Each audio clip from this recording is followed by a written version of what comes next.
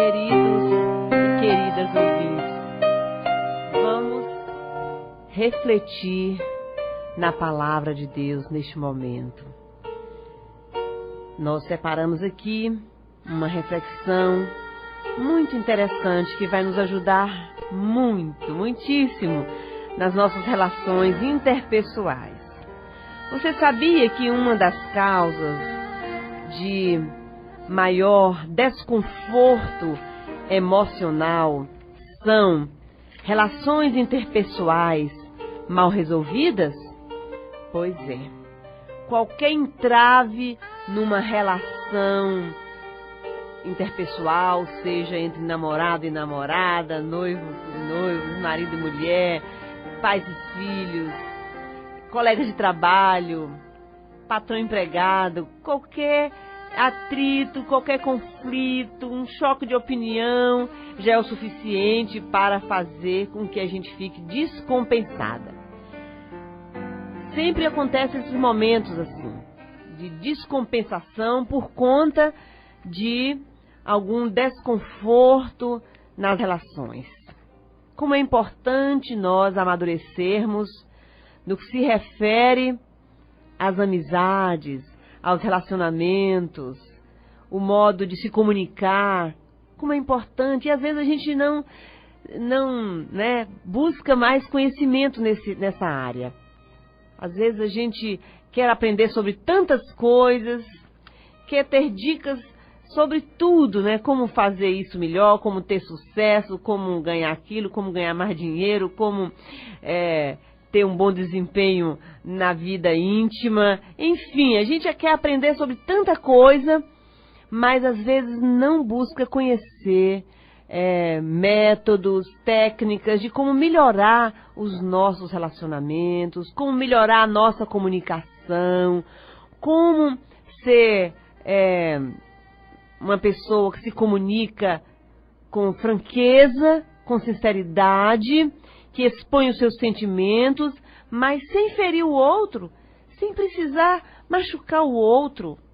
Quando eu digo outro, me refiro às pessoas, né? O outro, a outra. O outro pode ser o próximo, tá?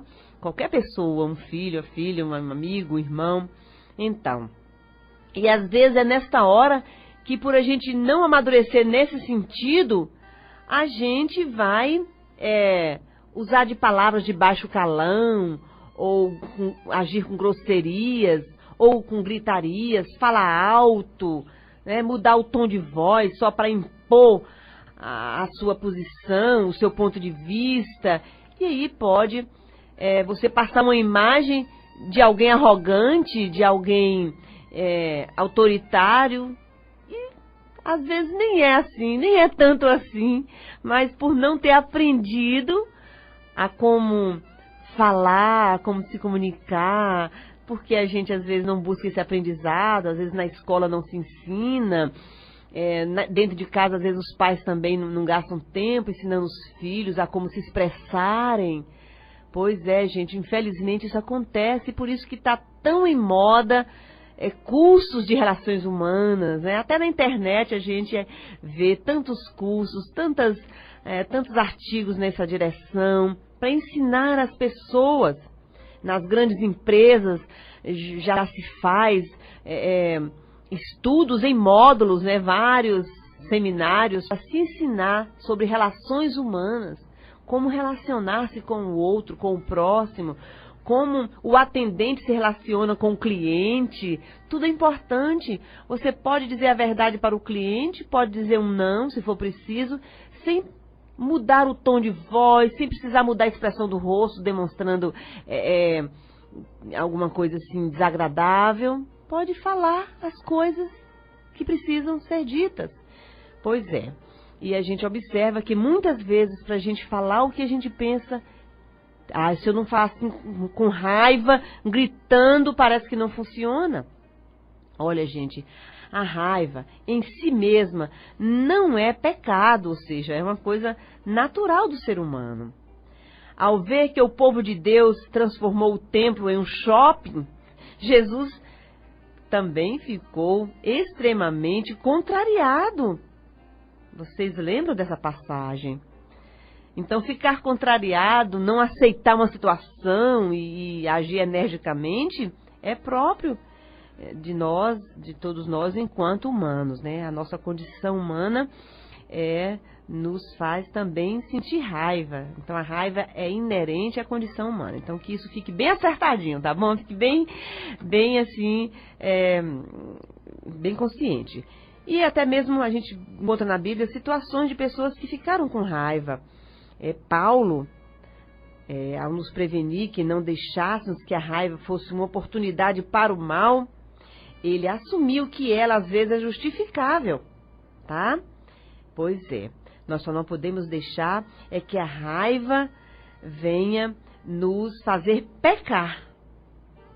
Assim, se alguém nos ferir, não é errado sentir a raiva.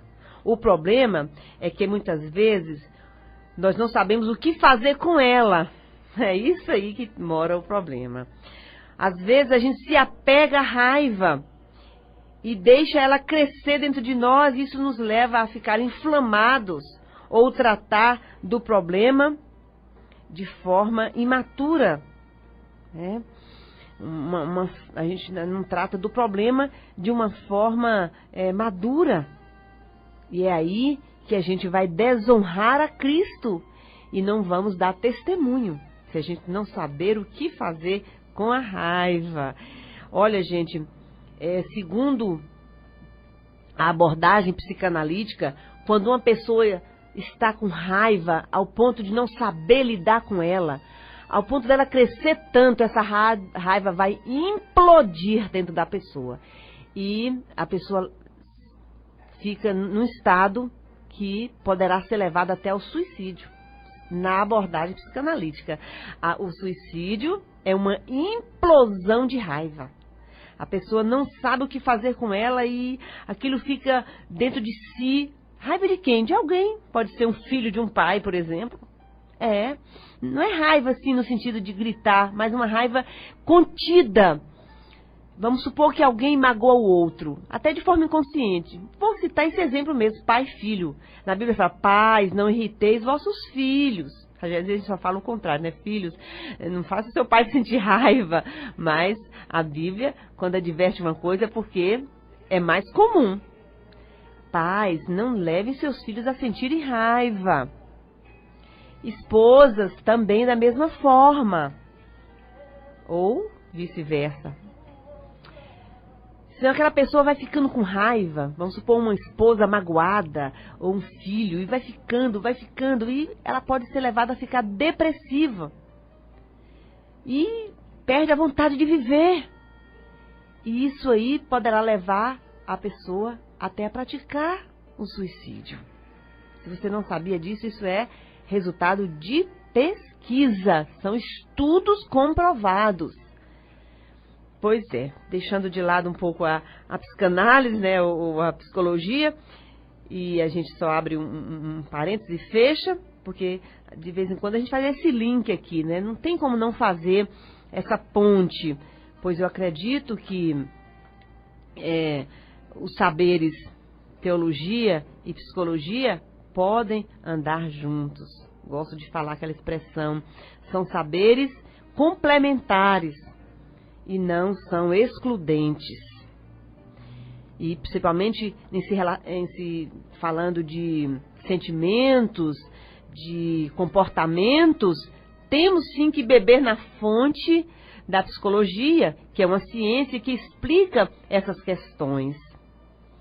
E é claro, a Bíblia tem fundamento, a Bíblia tem base.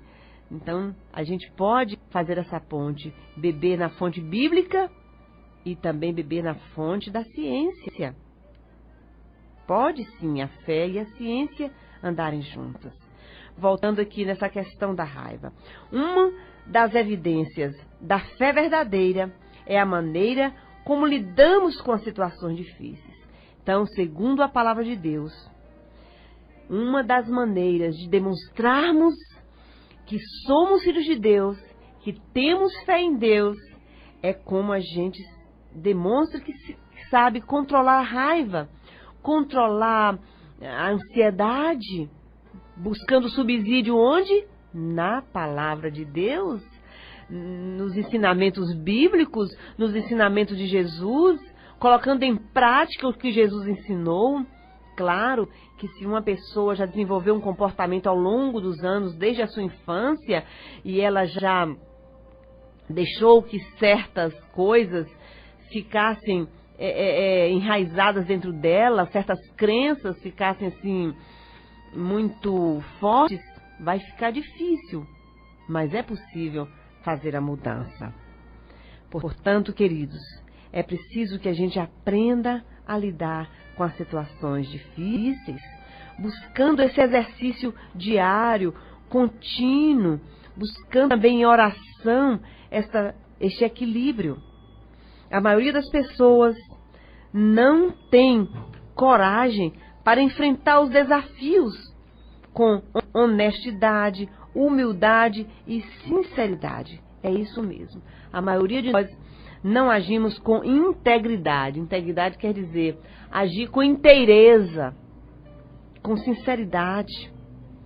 A gente usa certos mecanismos frouxos, como, por exemplo, usar uma máscara de que tudo está bem sem estar, usar recursos do tipo fantasiosos, aquela fantasia de que está tudo bem, sem mexer lá no cerne do problema, sem ir lá na raiz do problema. A gente precisa se enfrentar os desafios com honestidade, ou seja, fazendo enfrentamento da questão. Eu preciso melhorar isso. Nós precisamos conversar sobre isso. Precisamos mudar isso, isso e isso. Igualmente quando vai dar a faxina na casa. A faxina na cozinha, faxina no guarda-roupa, no quarto. Olha, eu vou mudar isso daqui, vou tirar isso, vou jogar isso fora. Isso de forma, assim, bem prática mesmo. Da mesma forma, temos que fazer dentro de nós. Jesus, por intermédio do seu amor e sacrifício, Ele, queridos, nos ensinou como renunciar à nossa carne, renunciar às nossas querências, tá?